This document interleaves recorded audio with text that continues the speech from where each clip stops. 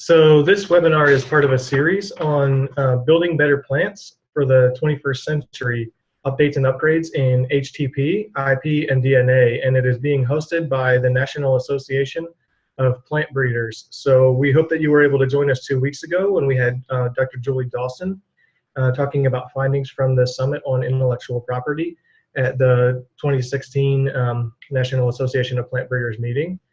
Today we are pleased to have Dr. Russ Jessup from Texas A&M talking about the IP learning curve, and then in 2 weeks we have Dr. Philip Simon from USDA ARS up in Wisconsin talking about carrot breeding. And so with that, I'm going to turn it over to our grad student representative today, Steph, and she's going to give a more broad introduction of Russ Jessup. All right, Steph. Today's presentation will be given by Dr. Russ Jessup from Texas A&M University. The emphasis of his research group is to use conventional cytogenetic and genomic strategies to develop perennial grasses for a wide range of uses. Today, Dr. Jessup will be speaking about intellectual property education in his presentation, IP Learning Curve on the Job or Graduate Curricula. So now I'm going to give the control of the screen over to our speaker, Dr. Jessup. All right, hello, welcome. Thank you all for attending. I see we have a very large group, more than I expected for a webinar. That's great to see. I'd like to again thank the NAPB for the invitation to give this talk, and Mark for setting it up. I love the use of Zoom for the webinar. If you're like me, you've had issues with WebEx or GoToMeeting or other platforms. And Chris and Stephanie for their assistance as well. It's been a great, easy process for me as presenter to take part in this. All right, and as you can see, what I'm presenting today is not really my job description. I am a perennial grass breeder by trade. I work on things that span from biofuels to forage to turf grass to bioproducts. But within all of those, I've had to try to learn to identify and leverage intellectual property. And as you can see from the title, the real crux of it is when I learned it, and when I think it would be great for graduate students today to learn it compared to my experience. Okay. And in reality, we're all familiar with intellectual property. It comes at us in all directions in our everyday life as consumers, as citizens, and more so it's coming at us in our careers, in our professional life. And as plant breeders in particular, a greater percentage of our work is focusing on the value of intellectual property within our breeding programs. Okay. And this is a snapshot, maybe a bit of a Gordian knot or an example of chaos theory. This picture tries to depict the seed industry structure a few years ago. It has consolidated even since then, but as you can see, all these companies have various levels of intellectual property within them, and they're always trying to leverage that in transactions between one another and consumers. So it's a very complicated system we've developed. And just as a bit of a, I guess, an assessment before we actually give the talk, if you can answer these 4 questions and Aggie honor code, you can grade yourself at the end of the webinar. But if you get all of these correct, then I would say you can consider yourself an expert in IP. I took part in an IP workshop last week, and I actually missed 2 of these. So it's an ever-changing landscape and an ever evolving industry. Okay. But IP within plant sciences revolves around different mechanisms that allow you to protect your IP, and you've got different versions of those that we'll discuss a bit. You've got all sorts of levels of how to disperse and how to control your data and documents and products you develop from that data, where you store it, how it is transmitted, and most of them involved with precision ag and modern instrumentation, sensors, and how those are routed, if they are cloud stored or what networks are put on. Very critical with how you handle that IP. Okay, so my motivation to try to learn IP came out of my experience. I left A&M with a PhD in 2005, did a postdoc in 2007, and I was very well versed in applied plant breeding, molecular plant breeding, even cytogenetics for some of these wide hybrids and these polyploid species I work with. But I took a job with a very small biotech company that had their own trait portfolio. They sold things to Pioneer on a regular basis. They tasked me with trying to start a breeding program on Miscanthus, a very tall C4 warm season grass native to Asia. It became very apparent to me that I was not going to be spending all of my time out in the field trying to evaluate these crops and look at breeding potential. From day one, there was a stack of confidentiality agreements from companies we were already working with. There were in-licensed material for plant materials we were going to work with for certain areas of the world. There were plant materials that we had purchased outright, but we couldn't do certain things with them. So very, very critical to try to gauge what germplasm we had and what freedom to operate we had to utilize that, either for evaluation or germplasm, and where in the world we might be able to deploy them.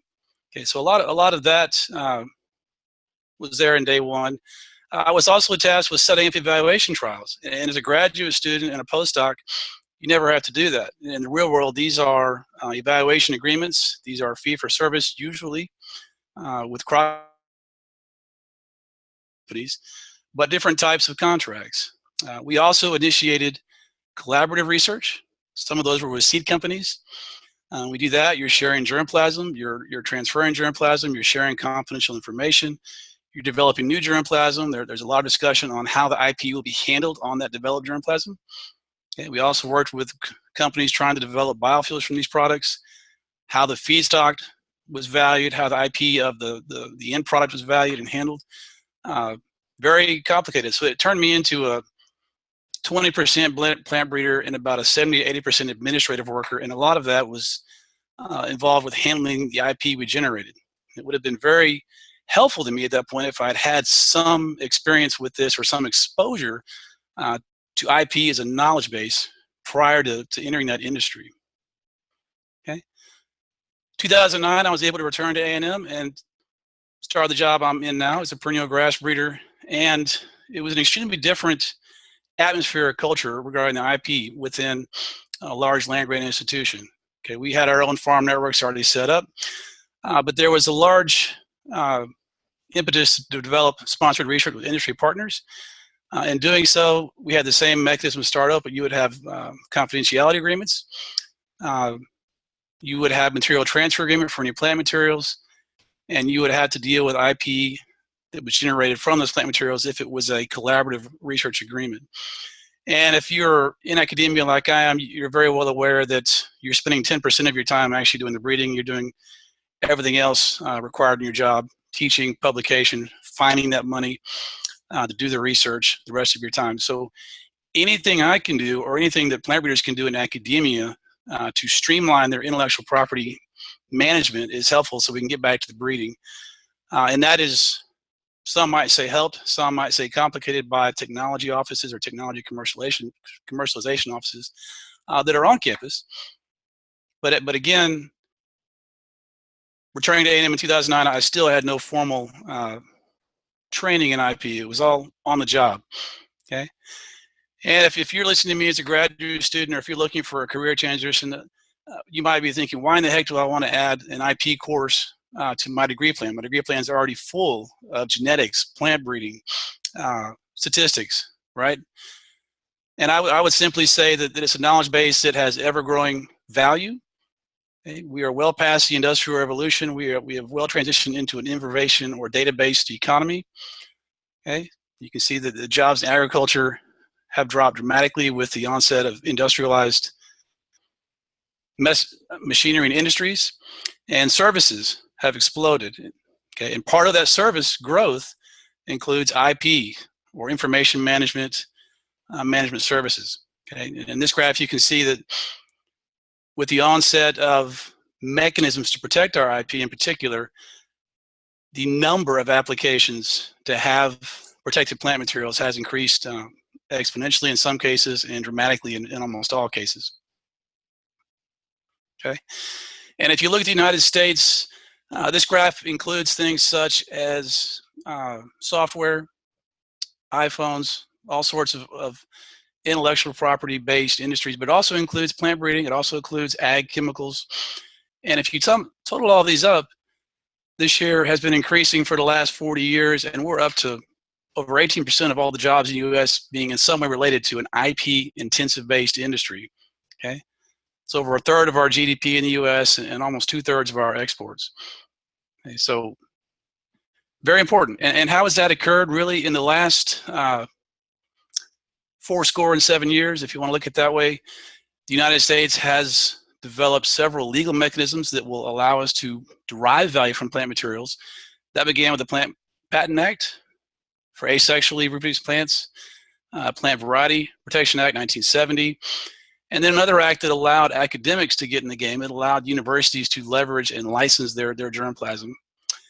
And then a couple of court cases that allowed transgenic organisms and transgenic plants to be patented.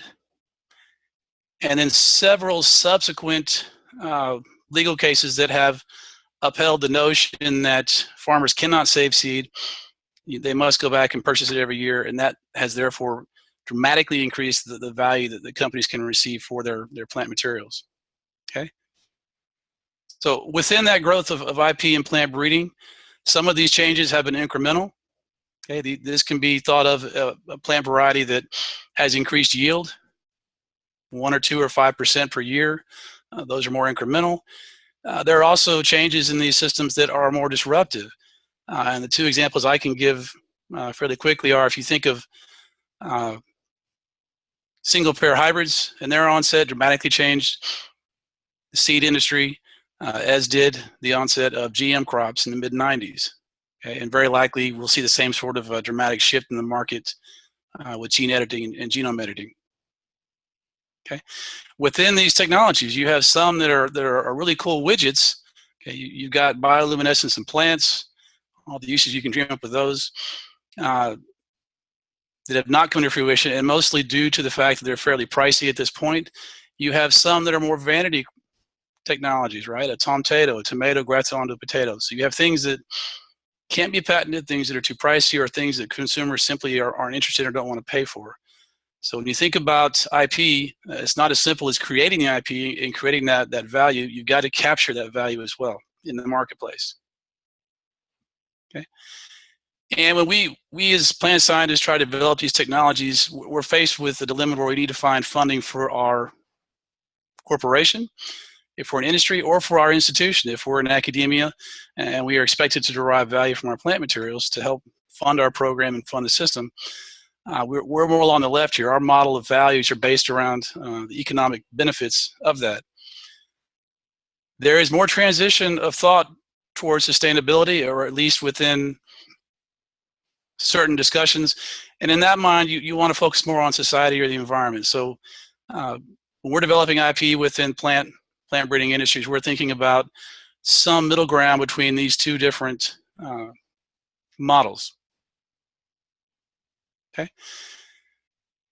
And whether you work for a very small company like I did, where you're trying to license things to the big six, or whether you're working for an academia and you're trying to, again, license things to everyone, the big six or any small company of interest, you're dealing with companies that have their own existing patents, they have their own portfolios, they have their own plant varieties, they have their own technologies, and they're not that interested in changing because change involves cost and incurs risk. So they're very committed towards keeping the status quo as long as they can continue deriving value from their assets. Okay, if you're an innovator, this is something you have to deal with. All right, and I mentioned those legacy systems simply due to the ongoing and continuing consolidation within plant breeding industries. Okay, these are more recently referred to as mega mergers. We're all aware of Dow and DuPont trying to merge, and Monsanto and Bayer trying to merge. So what was the Big 10 is now the Big 6 and is moving towards the Big 4. Okay, and within these companies, they contain almost all the value of the plant materials. They control almost all the profit from the sales of the seed, the agrochemicals, and they also drive most of the research. Okay, be it in-house or be it sponsored research and derived through other sources such as universities. Okay. And if you work for these companies, even if you're not in the IP section, you're going to be dealing with plant materials from other companies. You're going to be dealing with gene constructs from other companies. And each of these large multinational corporations has their own IP portfolio, their own patent thickets, if you will, and they will leverage those against one another towards getting the best value for their own, so they can develop products in their own pipelines. So there's a vast amount of cross-licensing or sharing of agreements and materials and technology between these major companies. And being able to understand how these work and how these are executed is of great value to us. All right. And I guess, and beyond just the seed and pesticide markets, there's more and more intersection with the ag equipment. And more machines are GPS enabled. They have sensors. More of them are cloud networked. Those are going to servers. So they're beginning to collect a lot of data that can be used by people that plant the seeds or sell the chemicals or add the fertilizer. Okay, so more integrated overlap between different industries involved with agriculture. Okay, and again, if you look at these major multinational corporations, they already hold the vast majority of the seed market and the agrochemical market. If mergers are allowed to proceed as they're being pursued, you can envision Monsanto and Bayer having almost 30% of all seed sales, right? DuPont and Dow having, again, over 25, so over 60% of the seed market could be held by two companies, right? Similar for agrochemicals, these same two mergers would end up those two companies having more than 40% or about 40% of that market share. Okay, so the IP with these companies would be huge, and their ability to leverage that against competitors would also be huge. All right, so as a thought process that I'll leave to the group today in the webinar, we have done a lot to enable mechanisms to let us capture value from our IP around plant materials. And if you try to decide if those are positive or negative impacts today, again, 80 plus years on, you can very clearly see that the number of plant materials that have been protected or applied for protection has grown significantly, okay? And this is occurring in all developed countries, slower, but still significantly in developing world nations. So if you think about development of new plant materials of value or improved performance, it's definitely been a positive impact. If you think about funding for research, be it in academia or industry, greater commercial value of our plant products has allowed us to have the industry fund more of our research. And if you're an academia like me, this is becoming more and more important. A greater percentage of our programs are funded externally. And the pool of money available from government grants is ever shrinking. So searching for industrial partners is ever more important. And you can see with the advent of our protections for plant materials, we have seen significant increase in private funding of research, particularly around seeds, traits, and actual farm machinery. And it's somewhat hard to see on the table on the right here, but if you look, this is the case in all developed countries, so the US and Europe, Japan. More funding comes from private sources than public sources. Okay, this contrasts with developing countries. They don't have well-developed, well-commercialized IP markets, and most of the funding for their research programs comes from the government. All right? All right, so being honest in an academic sense, if you think about these IPRs, particularly in the last 25 years with GM crops and GM traits put into those crops, seed prices have gone up on average 30% or more year on year. So farmers are now spending hundreds of dollars per acre for these crops for seed alone in their budgets when they used to spend dozens of dollars. Okay, and at the same time, their commodities, the value of the product they're going to sell, has not gone up nearly to the same level. The only real bump in this graph is more likely due to the energy prices or energy market values that have changed around 2005 and 6. And in addition, if you're in industry or if you're in academia or even an NGO, any transfer of germplasm, you have to have a material transfer agreement, incoming or outgoing. Okay, and all of these have different conditions, okay, different agreements within them. And as a result of this, there's been a dramatic decrease in the amount of germplasm exchanged. So if you think of this, this is going to cause bottlenecks within breeding programs, bottlenecks within crops, as far as variation to utilize. Okay, so from a plant breeder standpoint, very negative effect. All right. And if you look at actual on-farm operations Farm profits have gone up somewhat, not much more than the rate of inflation. Farm debt, both CapEx and OpEx, has gone up much more significantly. Okay, land values have gone up as well. And in particular, if you're a small C company, like the one I was with, or if you're a startup trying to get involved with these things, most of the time, you're not going to have near the resources or the revenue to launch your own internal GM crops or your own agrochemicals, right? You're going to either in-license from one of the major companies or be out of the game. Okay, so the barrier to entry that has been developed around regulatory mechanisms has been immense and for the most part negative. It'll be interesting to watch this in the coming years with gene editing and how the IP around CRISPR and those two events plays out. But in general, IPRs presented huge barriers to entry into certain markets. Right. So at this point, I want to take a pause. Right. I would suggest that they give a break for someone that might have questions. So if you all have anything you wanted to ask me, feel free.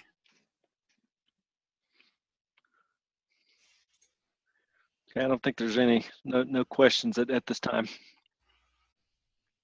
Okay.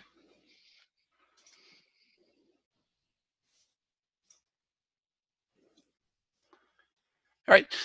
So as a result of my own experience as a breeder, learning on the job, when I got to A&M, I thought it would be great if we tried to offer a course of value to graduate students that would give them some operational knowledge on how to identify and value and possibly capture IP within their careers. Or if not that, just improve the efficiency of their career so they can spend more time breeding and less time worrying about the actual contracts. Okay. And my course began in 2014, and I believe Dr. Myers is going to give a talk on this webinar series in a few weeks. He has also started a very similar course at Oregon State. So I think that to me gives some support to the idea that there is an increased need or interest in these types of courses, this type of knowledge learning. Okay. And if you look at the course I'm teaching, it's fairly broad. It has several sections that we go into, several modules. It's taught for graduate students as a graduate level course. It's also taught for professionals as a continuing education course in 3 different modules or 3 different format sections. Each of these sections has lectures for every week. They're broken up into major topic areas.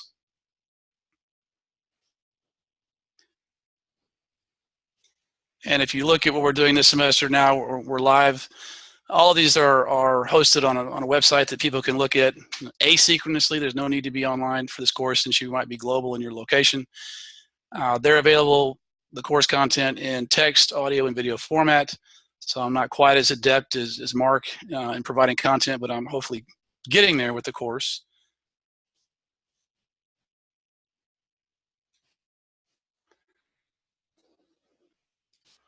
Right.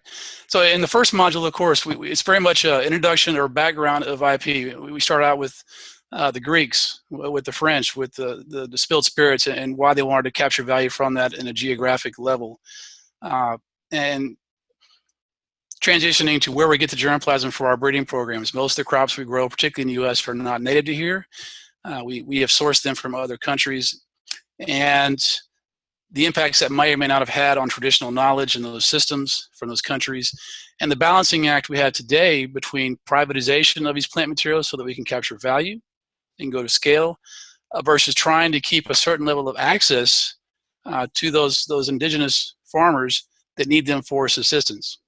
Okay, so we actually cover incidents of biopiracy versus the new trend of bioprospecting, where a certain amount of the profits are returned back to those societies. Okay. Also, a fair amount of the first module of the course that covers the actual treaties that allow these international transfer of IP.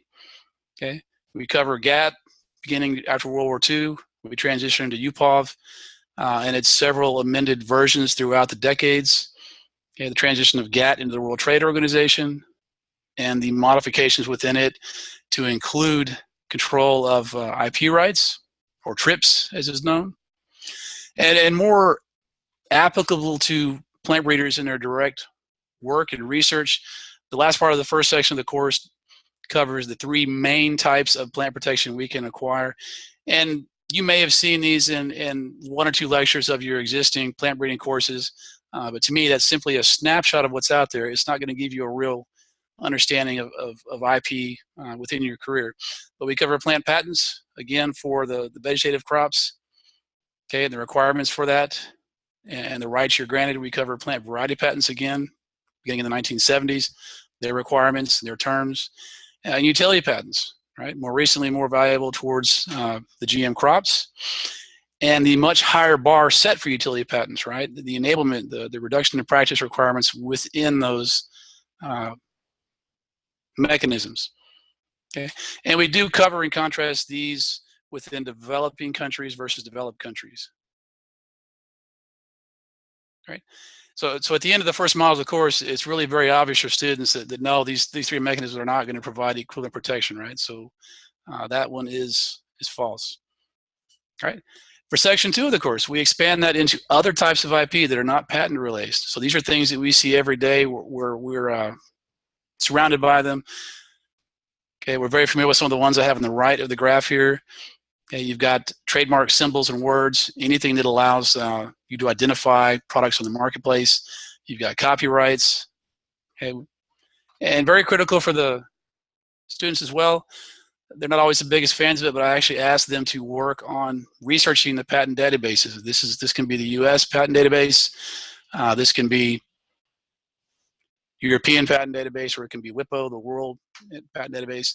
And we actually go in and search for patents. I'll actually have them read some of them so they'll be familiar with the terminology.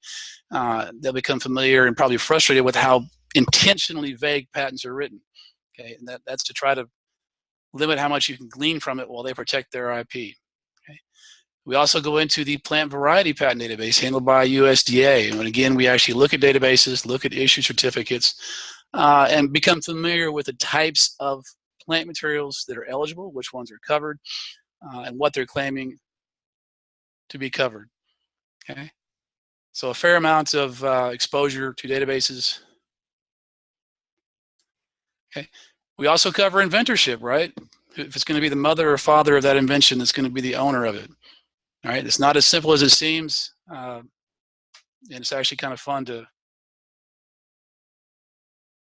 work on that concept. Okay, so by the end of the section 2 of the course, you have a better idea of the second 2 questions that I proposed. Okay, just like we know, or we should know, that DNA sequences cannot be patented, they also cannot be copyrighted. The same handles for raw data. Raw data is not automatically given copyright.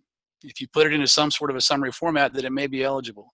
And the fun concept is, if you are sharing documents or transferring documents via Google Drive or iCloud or some other cloud networking, of which there are a plethora of these days, a lot of these end-user licensure agreements, or a lot of these terms of agreement that we just kind of click on and ignore, a lot of those allow them to use that data to mine it and put it in a format of their own making, and they will retain copyright protection for your data. Okay? And for that reason, part of this course mechanism I utilize, I host it on a private cloud. I don't know if you've all delved into private clouds, but I host this course on a server referred to as Tonito, and I'm hosting this entire class, everything I'm showing you from the class, from an SD card on a laptop sitting next to the one I'm using to give this talk. Okay, so it gives me complete control to develop the course, present it, deliver it. I can modify it almost automatically. All right. Also in section 2, we look at confidential information. This is going to be critical when you're talking about partnerships and what is already in common domain, which you don't have to worry about. What is confidential between the different parties, what you're going to agree to share, right? You're not always going to share 100% of your research data. Okay. Sometimes use escrow forms for this. We also visit IT concerns, right? For espionage, we talk about how to identify intellectual property in your organization. Again, whether it's already public domain, whether it's something you might consider open source, or something that has IP value, something that you can patent or trademark and utilize. Okay. And we also cover a bit on how to keep assessment of your competitors. All right. The third section of the course, to me, is really the more interesting part of the course. We're actually trying to identify how to leverage the IP. We're trying to work on the actual agreements, the type of documents that are utilized, and this is kind of where the students typically look at me and go, why are we learning this much about these documents? And for the most part, these documents are there. You're not going to see them in graduate school. You're going to see them in your career, and the terminology is going to be legal in format, not going to be interesting, but there are going to be components within those that are very important for you to be familiar with and to try to leverage to your favor if at all possible. Okay, this can include things such as field of use. They can say for breeding only, no commercial purposes. It can be for certain areas of the world, right? You can say it's only used or for South America or individual countries. All right, you always have time periods. Okay, you have many different clauses within these that are very important to consider. And within this section, all the students have access to several example documents so they can become familiar with them, what's in them, how they fit into certain types of collaborative efforts between organizations. Okay. And exclusivity, I didn't even mention that. Exclusivity is huge within these agreements. Okay. Are you going to have plant materials licensed to a company exclusive, no one else can come after them? That drives value of it for that one company. Or is it going to be non-exclusive and someone can come up tomorrow and license the exact same material? So terminology that is critical once you are entering these agreements, but you're probably not going to see very often in your career or your graduate school training. And then towards the end of the third module, or the end of the course, as we're entering into now, excuse me, we're actually looking at viewing IP as a portfolio and how to manage that portfolio. Okay. Right. And whether or not we should try to enforce infringement, right? Because we learned that patents are not automatically enforced. Others are excluded from the activity. If they infringe, you are allowed to seek compensation. That compensation can be administrative. You can simply send them a cease and desist letter. It can be civil. You can take them to civil court. You can take it to criminal courts, the Department of Justice if required, but several levels of requirement, excuse me, for enforcement. But at this level in the class, we also deal with strategies, right? What parts of your patent portfolio, your germplasm, are you willing to share with others? What part are you willing to out-license? How much do you need to in-license to remain viable in the marketplace with your plant materials? Okay, and also concepts such as patent trolls that people really aren't familiar with. These are organizations or groups that will purchase IP, they'll purchase patents and hold on to them and never exercise them. They'll wait for someone to infringe and then they will sue them for compensation. Okay, so that is one strategy to obtain value from IP, but it is really not constructive towards innovation or the industries. Right. Also as part of this course, all the graduate students are required to develop term projects. Within this, I asked them to develop their own novel concepts.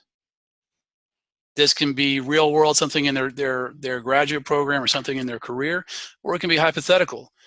Okay? But the goal is to develop their own project page, and within that page, they're developing a brief of their concept, and within that brief of that concept, they're putting in background IP information. They're putting in most of what we covered in the course. They're covering description of the plant genetic resources.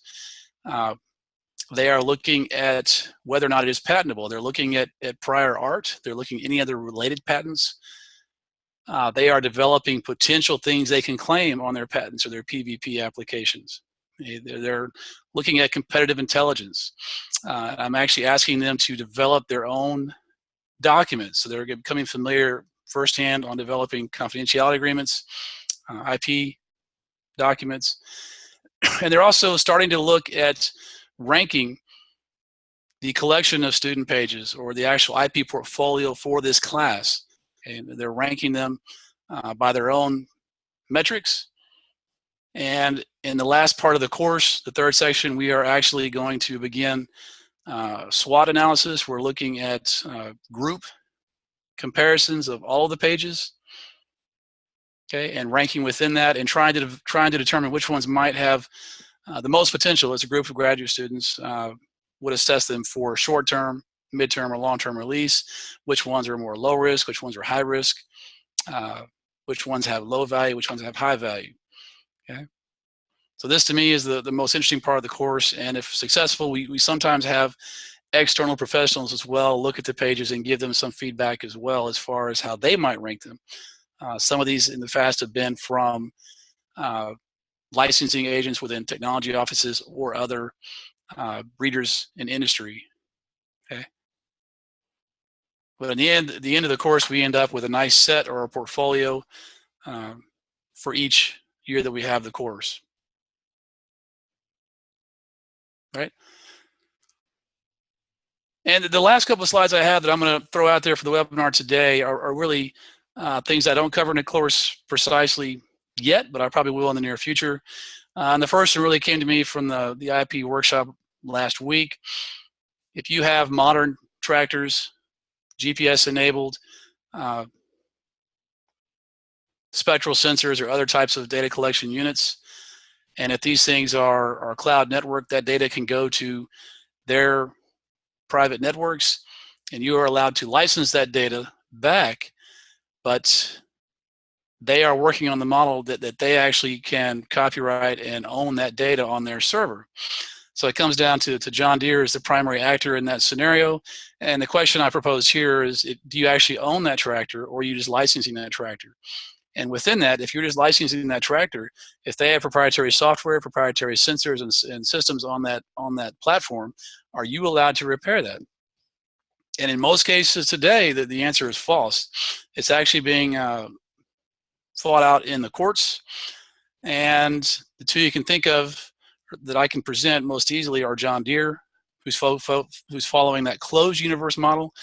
And if you have an iPhone next to you, they're following the same model, right? You can't take the battery out in your iPhone. You can't make any repairs to it. You actually do not own that iPhone. You're licensing that. So in this model system, if John Deere can succeed and others follow, you're looking at a system where we simply lease the machinery, we lease the software, we lease the sensors, and we share the copyright of the data. Okay, these are closed universes, and the IP would be closed as well, without licensing. Okay, as an alternative to that, I will also put out there there are open source plant breeding initiatives, and the one that I give to the class is the Open Source Seed Initiative. And it is very similar to Wikipedia if you use that to search topics. R, as we've all become familiar with and used for our statistics, or Linux. If you are not a fan of Mac or you want to escape from Windows 10 like I do, you can use Linux. All of these are open source softwares. And open source simply means that you can use it for free, but if you modify it, whatever you change it into, or the derivatives must also be available to the public. Okay? And the open source seed initiative is very similar. You're allowed to exchange material. You're allowed to breed with it immediately. No material transfer agreements required. So the value you extract is going to be around your own marketing, your own trademarks, your own seed sales, your own copyrighted manuals or materials, any sort of extension or teaching. So different mechanisms of revenue in the open source seed initiative model. But again, very intriguing to consider. All right. With that, I'll stop again, and I'll simply say that I have a lot of fun teaching this course. IP is a passion of mine, and I consider it a continually evolving, inquiry-based knowledge. And with that, if there are any other questions, I'd love to have them on the floor as well. Okay, folks, so we've got a few minutes remaining, so please feel free to ask questions. Do that in Q&A, and we'll also be watching chat too, so feel free to ask there if you like. So we've got a question from Paul. He says, in what situations might it be best to keep your IP as a trade secret instead of filing for patent? That's beautiful, and we cover that in the course. Trade secrets in general are not patented when they're too easy to reverse engineer or too easy to come up with distinct equivalents, right? So this is why you don't see Koch's formula or Kodak's formula, things that can be easily mimicked without infringing upon patents, are typically maintained as trade secrets. Okay. So we've got time for more questions. We'll wait for those to come in. I'm curious about the open seed or the open source or open breeding model, and in this is just a comment more than anything else. Just in the software model for open source software, companies like Red Hat and then IBM and maybe some others might be doing this too, but Red Hat's sort of been the leader in this space. Is they essentially give their software away, but then sell the service and support of that. And I just wonder what the equivalent in the seed world would be, either supporting a plant and how to grow it and those services that are centered around that. I don't know. Absolutely. That's one of the things we consider in the last part of the course. And if you're thinking about ways to do that, you could provide learning materials, learning resources. These can be extension documents that people are familiar with. You can actually provide learning workshops. So if you're looking at field days where they might come out to come and learn about how to grow things at those events. It can be webinars, right? It could be a thing. It's a different model. It takes a different mindset. But it's very interesting. Yeah.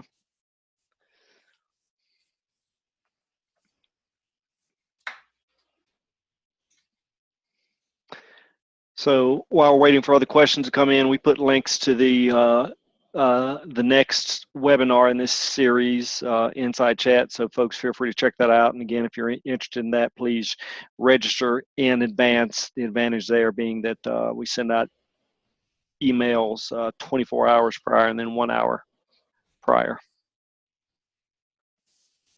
How often, I was just thinking about the legal ramifications, how often do we see lawsuits by these big companies based on the patents that they hold on seeds and plants?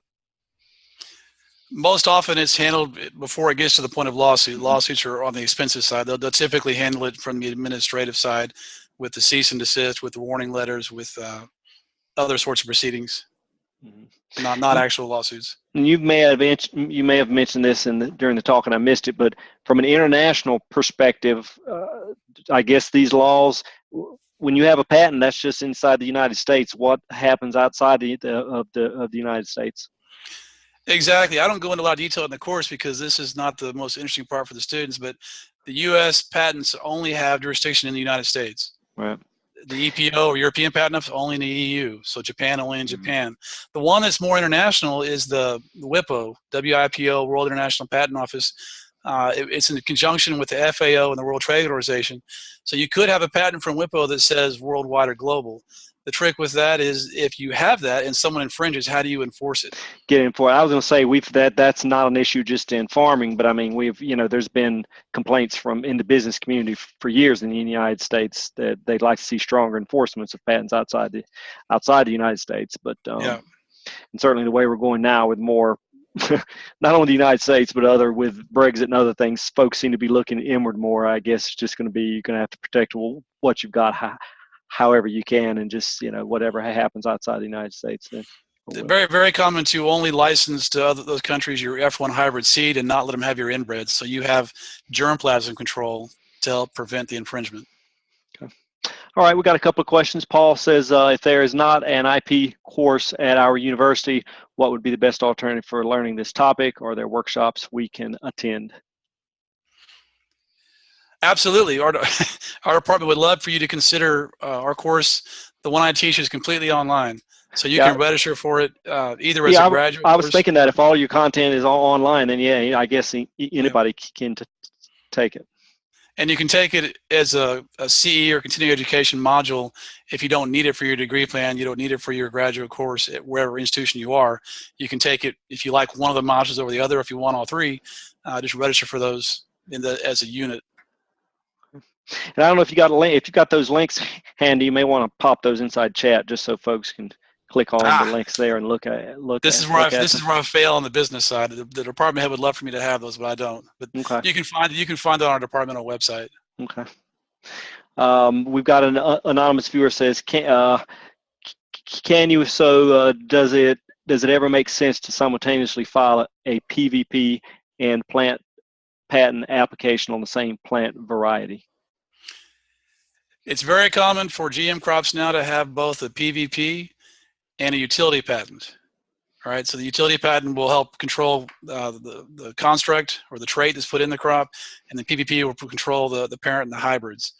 So very common to have those two. Not as common to have a plant patent and a PVP, right? Because plant patents are more specific for asexually propagated crops, and PVP is specific for hybrid crops. But yeah, it's very common for GM crops to have a utility patent and a PVP. Okay.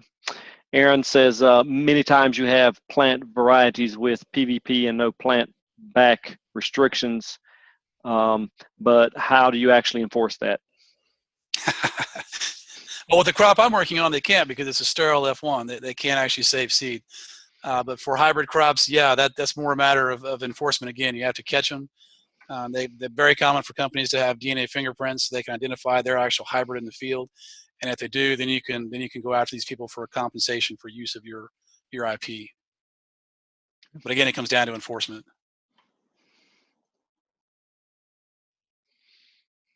Okay, folks, we've still got about 10 minutes left, so we'll give folks another minute or two to ask any questions. Are there any like MOOCs, free online courses? Not to take business away from you guys, but I'm just wondering what else is out there online that might be a good resource for as far as an IP course goes. Well, I would refer to the NAPB's education committee, honestly. Chris would know, others might know within that group. We've looked at these, and there was material at University of Illinois.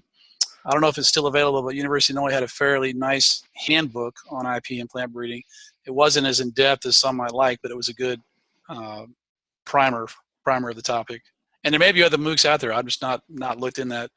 There's not the university doesn't see enough value in MOOCs, so they don't actually encourage us to develop MOOC formats. Mm-hmm. Sure. And Chris put a link, I think, inside chat there. Right, and so just speaking to your last comment, Dr. Julie spoke a little bit last time about other options available in IP and some of the collected information on that. And so if you look at her talk, which I'll post a link to in just a second, there's information that has been collectively assembled, and then they're going to post the findings with that online. And so, yeah, so some of that information is available. You just kind of have to know where to look, and we'll give you some clues to that. Okay, great. All righty, folks, we'll take just another minute. So if you have questions, last chance.